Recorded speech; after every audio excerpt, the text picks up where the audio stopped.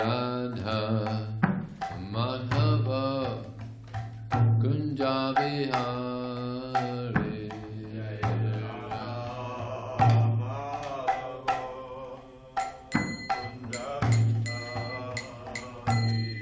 Jaya Radha Madhava Kunja Vihari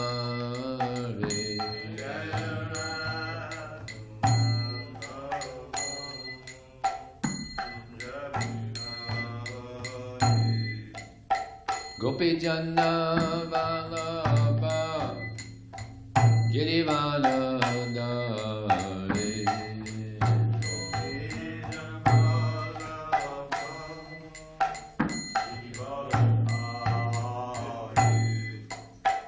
Gopi Jana Vallabha Girivana Dari Gopi Jana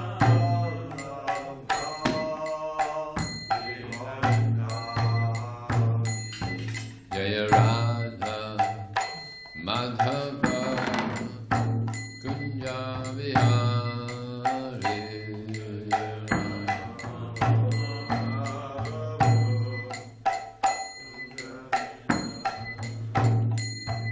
Jaya Radha Madhava Kunja Vihari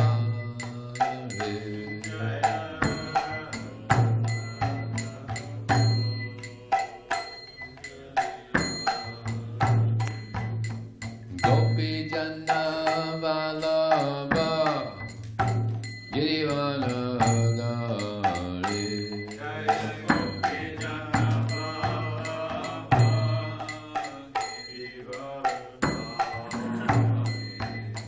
Gopi Jana Vallabha Girivana Dari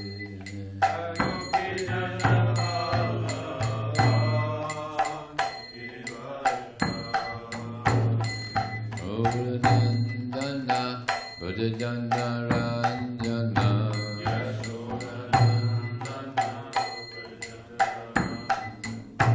Yasoda Nandana Vajayana Ranjana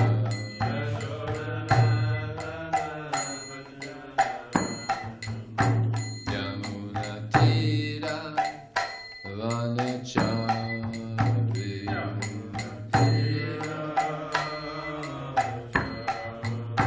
Yamuna Tira Vanachari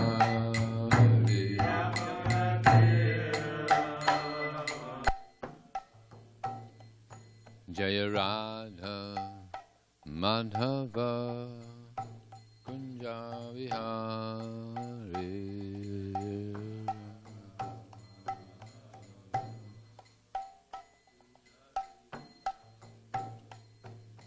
Gopi Jana Vallabha Girivana Dari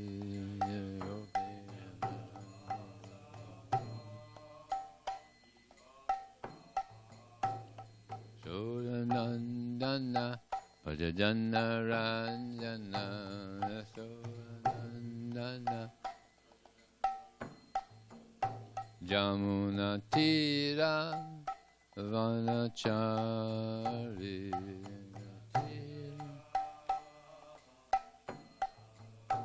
Jamuna Tira Vanachari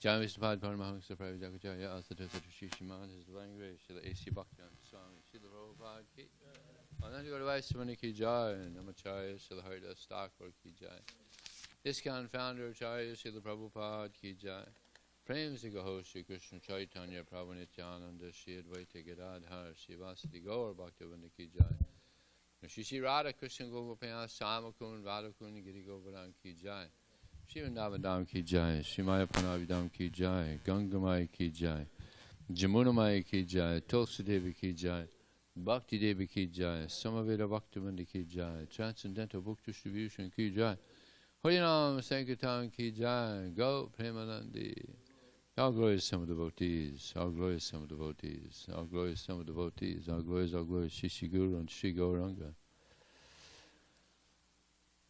Om Namo Bhagavate Vasudevaya.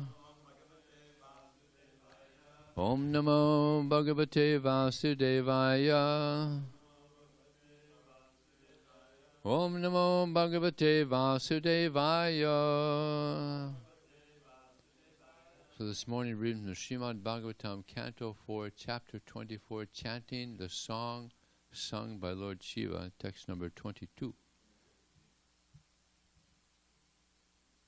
Uh-oh, there's a mistake in the first line.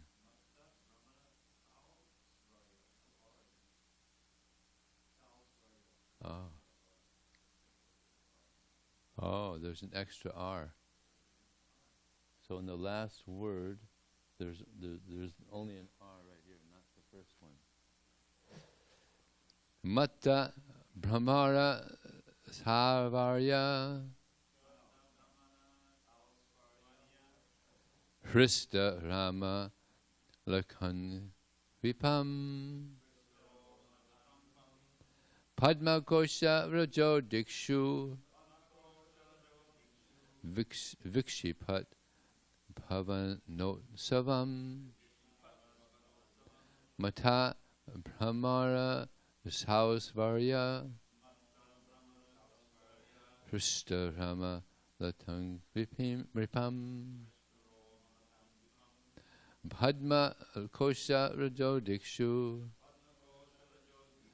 Vikshipat Bhavanotsavam Mata Brahmara Sausvarya Hrista Roma Latang Ripam Padma Kosha Rajo Dikshu Vikshipat Bhavanotsavam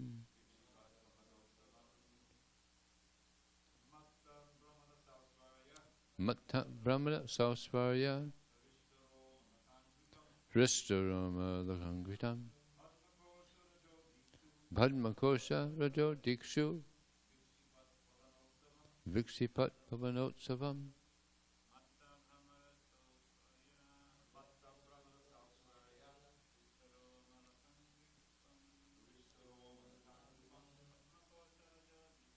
Padma Kosha Rajo Dikshu Vikshipat Bhavanotsavam Matta Brahmara Sausvarya Hrista Roma Latangvina Padma Kosha Rajo Dikshu Vikshipat Bhavanotsavam Matta Brahmara Sausvarya Hrista Roma Latangvipam Padma Kosha Rajo Dikshu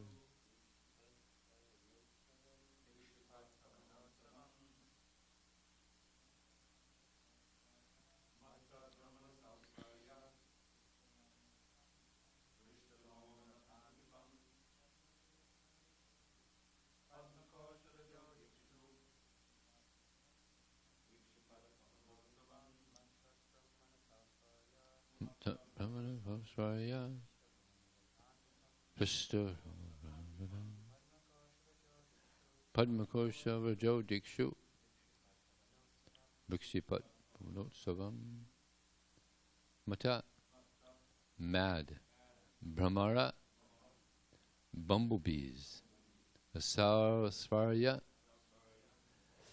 with great humming Hrista joyfully Roma hair on the body Lata creepers Angri Pam trees Padma lotus flower Kosha whirl Raja saffron Dikshu in all directions Vikshipat throwing away Pavana air Utsavam festival Translation and purport by His Divine Grace Srila Prabhupada ki.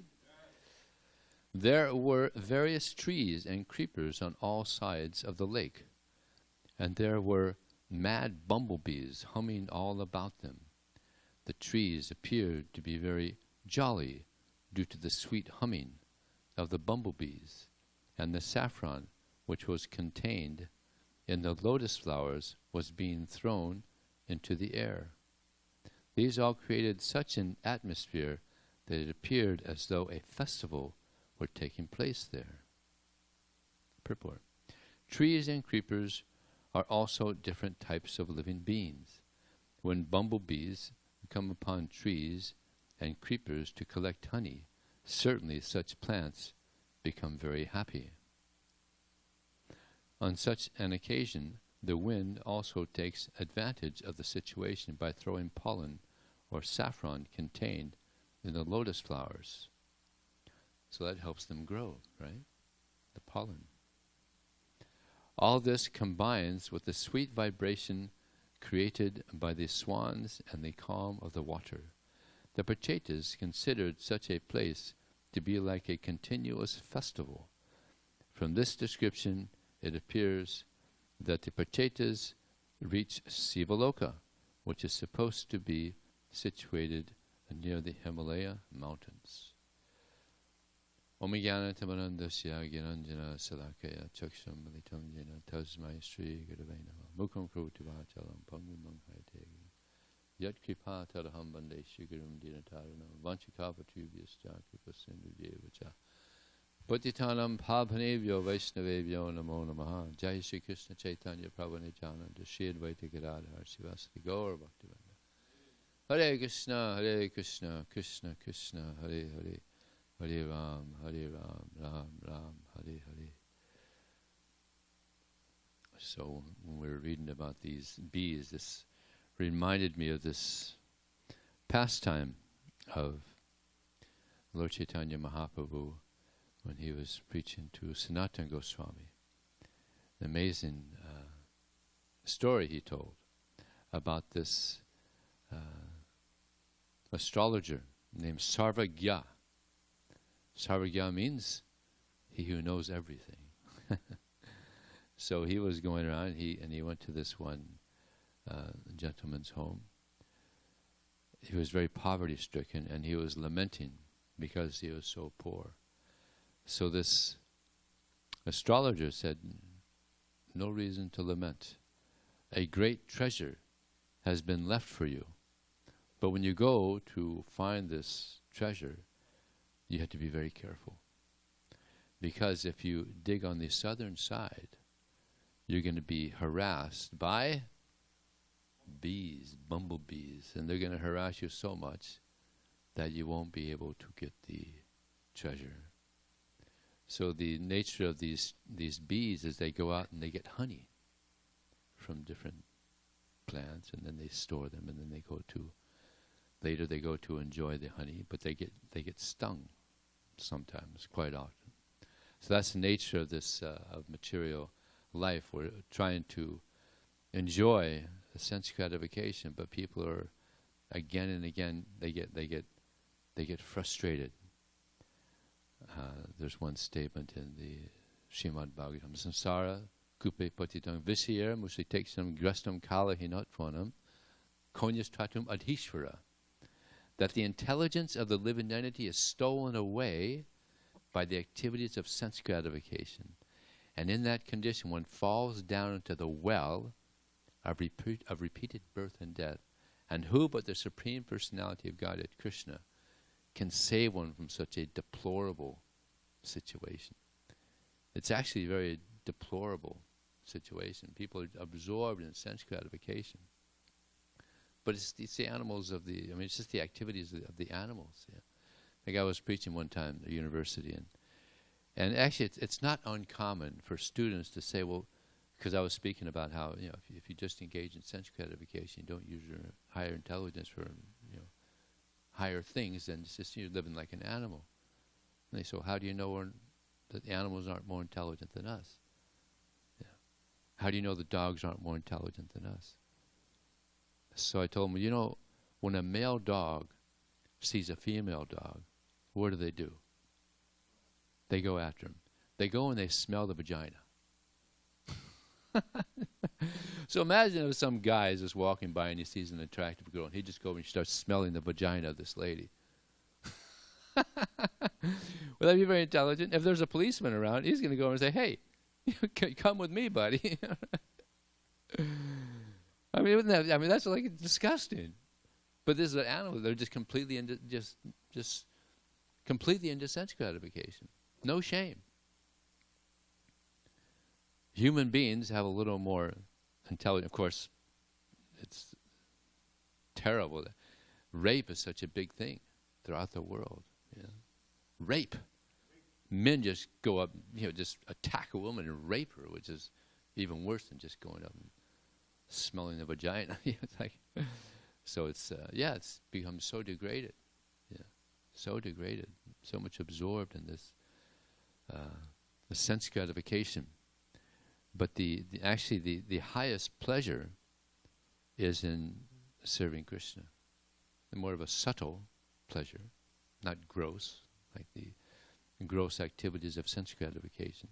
But this is where the real pleasure is, not in this material sense gratification. And in the srimadbhagavatam, it's stated that there's 4 evidences by which one can understand the temporary, illusory nature of this world. Shruti, prajaksam, aitiyam, anumanam, chatushtayam. The first one is shruti. One can understand by the smritis, by the shrutis, the illusory, temporary nature of this material world and of the so-called pleasures of this world. Just like Krishna says that an intelligent person does not take part in the sources of misery which are due to contact with material senses. Such pleasures have a beginning and an end. So a wise person doesn't take delight in them. So nobody wants an end to their pleasure. We always want it to increase, right? But that's the nature of this world. So-called pleasure, it's actually just, again, it's just the animal pleasures, but it comes to a certain level, then it decreases. Yeah. So there's, but everybody wants pleasure that's ever increasing, and that's there in the spiritual life. In the spiritual, it's ever increasing. Prabhupada explains that the devotee, he's trying to please Krishna. And Krishna is so pleased by the devotee's service, he wants to please the devotee. And the devotee is so inspired by this reciprocation, he wants to please Krishna more. And they're both experiencing more and more pleasure by this reciprocation, this selfless service. In this world, it's so much selfishness. It's like I was speaking to one friend of mine recently in Los Angeles, and he's married. He got married some time back. So, any children? He said, no. I'm too selfish. If I had a child, I'm just too selfish. When you have a child, you got to set aside your selfishness. You got a lot of attention has to go there. So that he just came out, straightforward. I'm too selfish. So, a big part of advancing in spiritual life also is that we have to become selfless. Go out of our way to help people. So shuti, pratyaksham means direct perception. Direct perception. Most of us have had the experience. You try to enjoy material sense gratification and you suffer. I don't know about all of you, but I had the experience. That's probably why I'm still a brahmachari. Been there, done it. There's a lot of suffering in material sense gratification. So you get that direct experience. Krishna gives that direct experience, then you think, well, why am I wasting my time in this material, so-called happiness? Better I devote myself to serving Krishna. Shruti prajaksam aitiyam anumanam chatushtayam. That's logical induction and traditional wisdom. Just like we hear from the Vedas, there's so much wisdom traditional wisdom, this rich, so rich with amazing pastimes of devotees engaged in the devotional service of Krishna and experiencing ever high pleasure, just like we heard recently about Yamunacharya. He was a king. He had all opportunity for sense gratification, but previously he was a devotee. And before his guru passed away, one of his disciples asked the guru, "Is there anything I can do?" He said, "Yes, Yamunacharya, he's become a sense gratifier. Help him. Help him." Okay, I'll try. So he was very intelligent. What he was doing, he was bringing this plant to Yamunacharya. And this plant made one very peaceful. This herb somehow made one very peaceful. So he's bringing this every day to Yamunacharya. And then one day he didn't bring it. And Yamunacharya, he liked this actually. It tasted good, and it increased, made his consciousness better. So the day that didn't come, he asked the cook, where is that herb that was coming? Oh, the person that brought it, he didn't come today. Well, the next time he comes, I want to speak to him. Okay. So the next day he came, and Yamunacharya wanted to speak to him. That's very nice. I like that herb. I never tasted it. It's very good. And, so he said, well, thank you very much. And actually, that was my way to come and speak to you, because I'm your godbrother. And our guru asked me to give some guidance for you. And by the way, he's left us a great treasure. But for you to get this treasure, you have to leave your kingdom. You can't bring any of your servants with you. You just come with me, and we go and we get this treasure. So he said, okay, let's do it. So the next day they went out in the morning, and they're walking. And this godbrother, he's chanting slokas. Chanting a lot of slokas. Like Dravida Prabhu, just chanting slokas and slokas. And this Yamunacharya, it's coming back to him, all because he was a good student, very intelligent. So he knew all, and they were coming back to him. He started chanting these slokas with this devotee, and they're walking for 3 days. so there's sloka after sloka after sloka, and he's getting inspired now. So after this 3-day journey of just hearing and chanting all these slokas, they go to a temple, and they go in front of the deities. And his godbrother says, this is the treasure that our Guru has left with you. Service again to the Supreme Personality of Godhead. So after that 3-day journey, and then paying obeisances, dandavas to the deities, and understanding this is the real treasure, he became completely detached from his kingdom. He left everything, and he became the great Acharya. To this day, he's famous all over India, Yamunacharya. But that's how it happened. He got this kingdom, and then he became detached, and became really detached. He had been there. He's seen the sense gratification. But now he was experiencing much higher pleasure. Therefore he said, Yadavati mama cheti Krishna padaravinda nava navarasadam yunatimatamasi tadavati bhatanari sangame smayamani bhavati mukha vikara shustu nistivanam. Since I've been engaged in the service of Krishna, we just said this a couple of days ago, but it's ever fresh.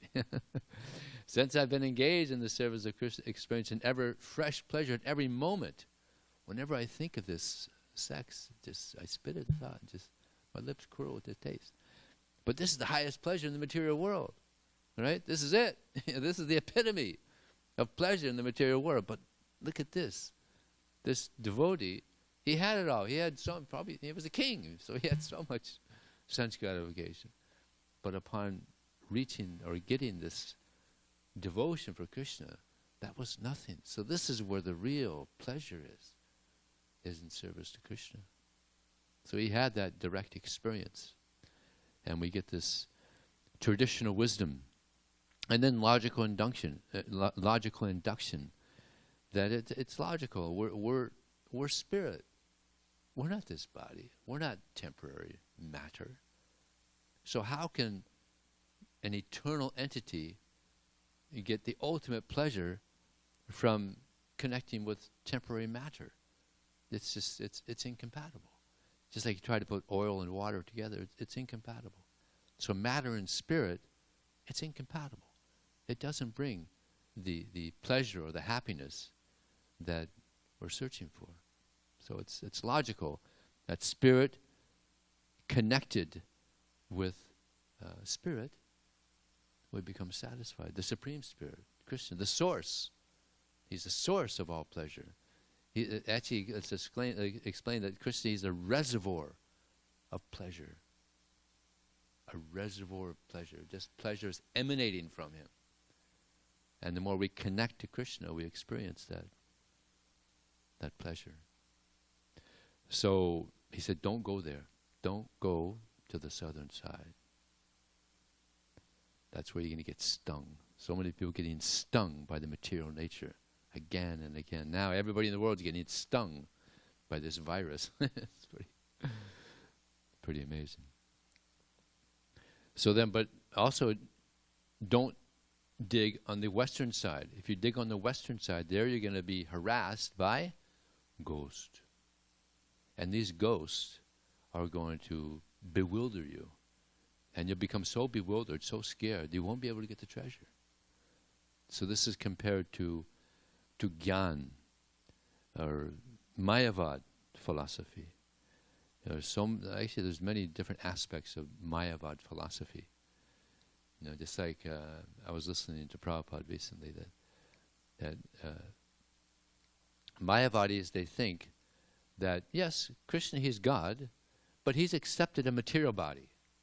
Higher than this material form of Krishna is Brahmajyoti. This is the highest. So this is Mayavad. And believe it or not, within our ISKCON society, we had some Mayavad philosophy going around. Yeah, major. 4 sannyasis, they were preaching Mayavad.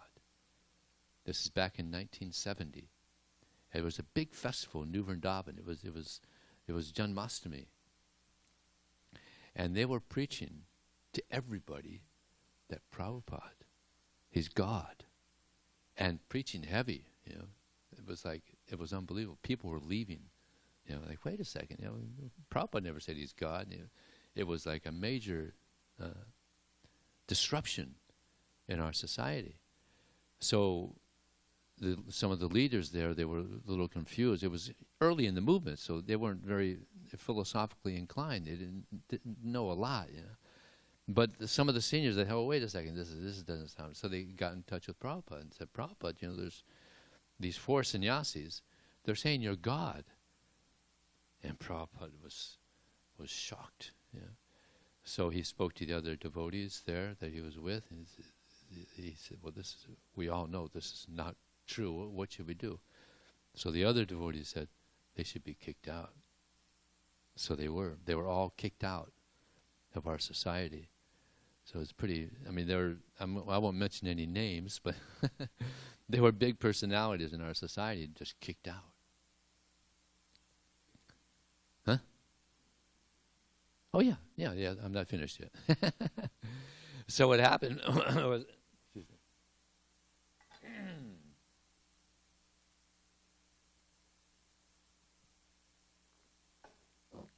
What happened was they were asked to leave.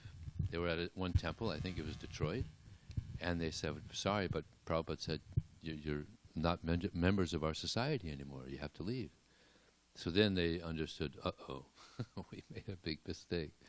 So they connected again with Prabhupada, begged for forgiveness, and understood it's not true. You're not God. You're a pure servant of Krishna. So then, of course, Prabhupada's very kind. They accepted back in, and they started preaching immediately. They were preaching and part of ISKCON again. So it worked out. It was a nice ending, but yeah, within our society, that can happen. Therefore, Prabhupada said we have to read the books. We have to read the books. We understand what is actually the truth. Another thing that the Mayavadis say is that God is one, but He's separated. And He's become many. So we are all God. And they give the example like you take a piece of paper and you tear it up and it becomes many. The one piece of paper is gone. Now it's become many. We are all God. So there's so many different types of speculation about this Mayavadi philosophy. We have to be very careful. And Prabhupada said, if you speak to a Mayavadi, one of these stalwart Mayavadis, they know Bhagavad Gita, they know srimadbhagavatam, and they'll just they can bewilder you. And therefore Lord Chaitanya said that don't hear from the Mayavadis. Otherwise you're doomed. It's described, you're doomed if you hear from the Mayavadis. So then then he says also don't dig on the northern side. The northern side is where you'll be devoured by what? A big black snake, which is compared to mystic cities. Some people get these yogis, they get these mystic cities, and they become very proud and start thinking, I'm God. Just like this amazing pastime with Vijaya Dasa, with Bhaktivinoda Thakur. He had some mystic abilities. And he had become such a rascal that he was dancing with other men's wives. Rasa dance. Krishna got to do the rasa dance, right?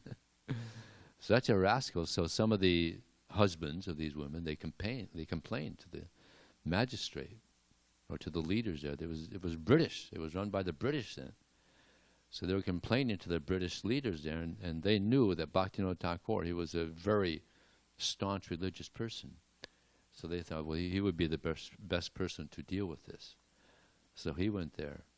And Vijaya Dasa, he had some mystic abilities. As soon as Bhaktivinoda Thakur came, this Vijaya Dasa said, I know you, Kedarnath Dutt. I know who you are. I know you're a magistrate. I know you come to. I know what you're here for. But listen, I could make you the king of India. I could make you the king of India. Just be patient. So, I don't want to be king of India. He said, you're such a big spiritual person. Why aren't you going and seeing Lord Jagannath? He said, Lord Jagannath? Well, I don't want to go see some wood. The guy was such a rascal. So Bhaktivinoda Thakur told, he became like fire. He's a pure devotee. He knows Jagannath is God. He became like fire. He told this man, he had about 100 police constables there with him. So he told, arrest him. But they were a little reluctant because he started shaking his head, and sparks are flying from his locks. I mean, that'll shake somebody up. Wait, I don't know if I want to do this. So he had some mystic ability. But Bhaktivinoda Thakur, he was completely unimpressed. I mean, just for someone, he had never seen Bhaktivinoda Thakur. He says, I know who you are. I know you why you're here. He said his name and everything. I mean, that's pretty impressive.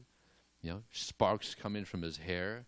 I mean, that's like, that'll shake somebody up. Bhaktivinoda Thakur, totally unimpressed. He told his men, just don't worry about it. Just get him. Just go get him. Let's take him. So then they took him to prison, and then they go to court. I mean, he's got thousands of followers. They think that he's Krishna, he's God, and they're protesting. You've locked God up in the prison. It's interesting that there's one devotee who was practicing Krishna consciousness. Then he went to Prabhupada and said, Prabhupada, I have to go to jail. Oh, Why do you have to go to jail? Prabhupada, I was selling drugs. And Prabhupada said, oh, I also used to sell drugs. He was a pharmaceuticalist. Right? But Prabhupada, I have to go to jail. That's all right. Krishna, he was born in jail. So, Krishna's amazing. God is born in jail. It must be true. Who could think of such a thing, you know? The far-out pastimes of Krishna. So Visakhasena's in jail, then it comes up, his trial comes up. But Bhaktivinoda Thakur and his whole family, they're so ill, they're practically on the verge of death. And his wife said, if you've put the Supreme Lord in jail now, we're all going to die. You put this big yogi in jail, we're all going to die. And he had such integrity. He says, I don't care if we all die. He has to be brought to justice. Amazing, huh? So he was actually brought to the court on a palanquin. He was so ill. And then it was, the result was guilty. Go to jail. How long? 6 months, yeah, 6 months. So then, I believe, I heard different stories. That one British person heard that these yogis, they get their strength from their hair. Do you hear like this also? A British person? It was a British person. He's the one that did it. He cut the hair, the locks of this person, and he became no energy. He just kind of like slouched down, lost all his power, and died a couple months later or something in jail. But see, there's an example right there of somebody he had these powers, and because he had these powers, he became crazy, thinking he's God.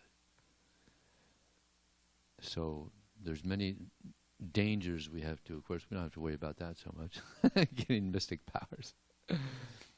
But Lord, this sovereign God said, but if you dig on the eastern side, there you'll find the treasure. And what is the treasure? Devotional service. This is the treasure. Yeah. And I was just reading recently Prabhupada. He says that Krishna, he catches the scent of devotion, this fragrant scent of devotion, and Krishna, he becomes captured. And there's a verse by Kapila Dev. He says that someone may be walking and catch the scent of a flower on the chariot of the air. The chariot of the air carries the scent, the fragrant scent of a flower, and one becomes captured. Just like down the sidewalk here. I go on a walk here, and there's this I don't know, gardenias or something. Very fragrant. I was walking, I got captured.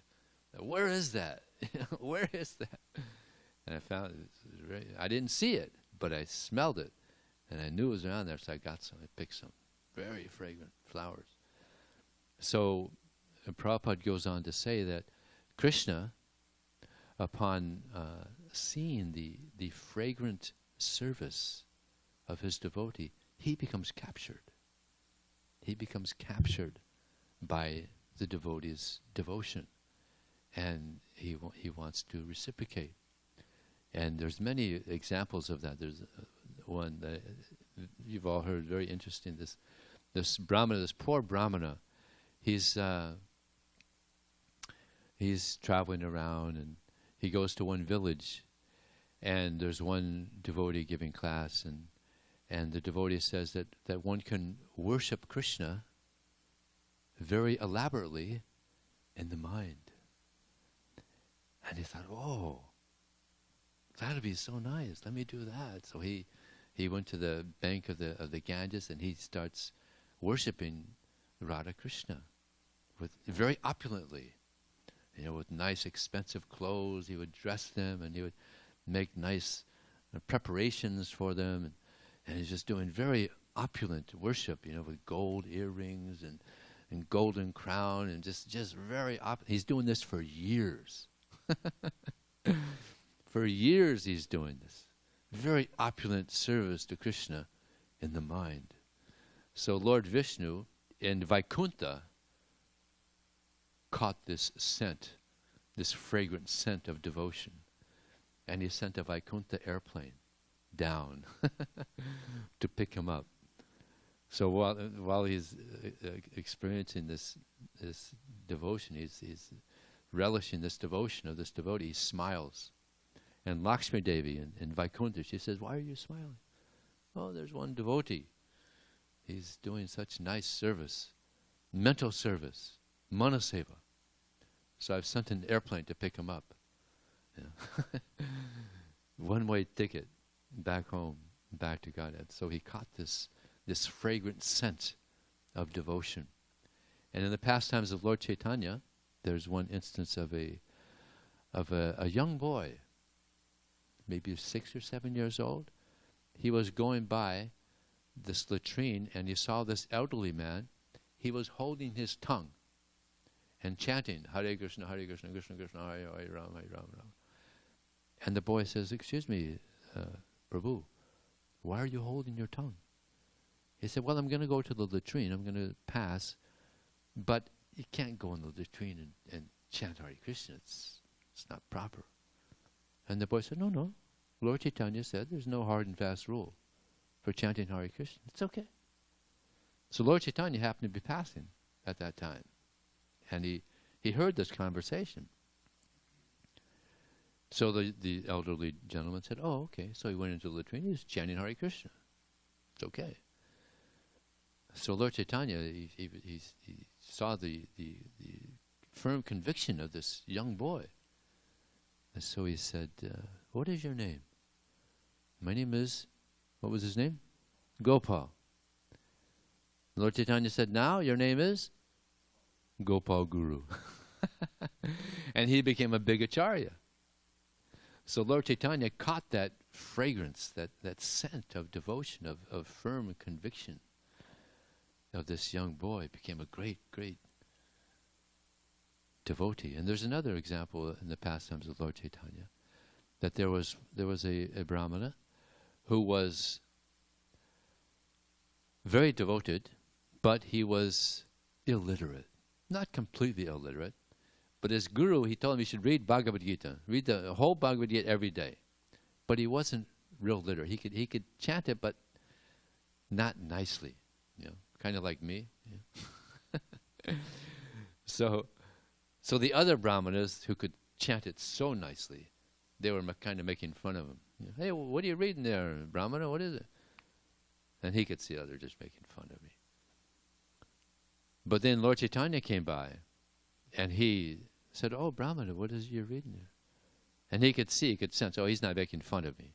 He's serious. "I'm reading Bhagavad Gita. My guru, he's instructed me to read Bhagavad Gita, but I'm not very good at reading Sanskrit. But I've received the instruction, so I'm trying my best." So Lord Chaitanya said, "But I see there's tears in your eyes. Why is that?" He said, "Oh yes, when I see the picture of Krishna being a charioteer for Arjuna, he's God. He's the Supreme Personality of God, but he's a charioteer for his devotee. Now, charioteer means like a taxi driver, like an Uber, like an Uber driver. So it's like a taxi driver. But Lord Krishna, he is so kind that he becomes the charioteer of his devotee. And when I see that, I just get overwhelmed and I cry. So Lord Chaitanya said, "You're the real scholar of Bhagavad Gita.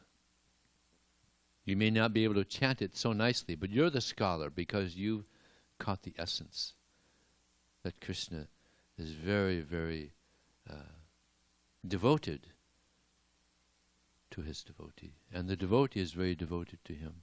So this is very important that we understand that devotion is what is most important. Tesam sargyutanam bhajatam pritipurvakam dadami buddhi yogam tam yenam apayantite. To those who are constantly devoted to me and worship me with love, I give the understanding by which they can come to me. So this is the fragrance. This is the fragrance that captures Krishna. This devotion for Krishna. And Lord Chaitanya said there's two reasons why Krishna doesn't easily give devotion for him. Anybody know what they are? Yes.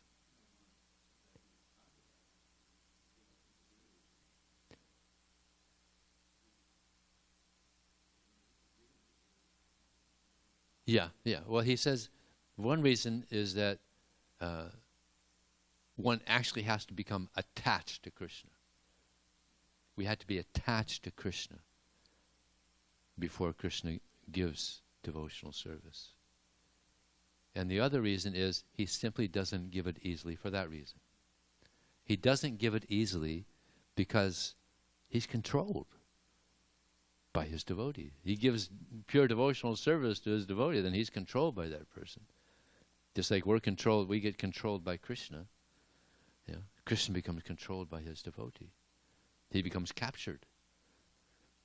So we have to somehow become attached to Krishna. And that happens by engaging in devotional service. Just one verse I'd like to,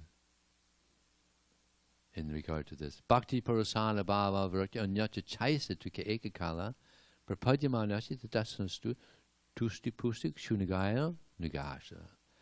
That by rendering service to Krishna, one attains bhakti. We achieve bhakti by serving Krishna. We have to keep serving, and we have to be patient. To be very patient in this endeavor. Not become discouraged. It happens sometimes. I've been serving Krishna for 10 years. I don't have love for him. This process doesn't work. No, you have to be very patient. We've been in this material world for how long? God knows how long, millions of lifetimes. Prabhupada said many Brahmas we've been in this material world. And how long, Brahma, how long does he live? 311 trillion, 400 billion years. A long time we've been here. So this one lifetime, we're trying to get it together, get our act together, and engage in pure devotional service. So we have to be patient. So bhakti parasana bhava vrakti, one becomes detached. As we get this taste for serving Krishna, we become detached from this material world.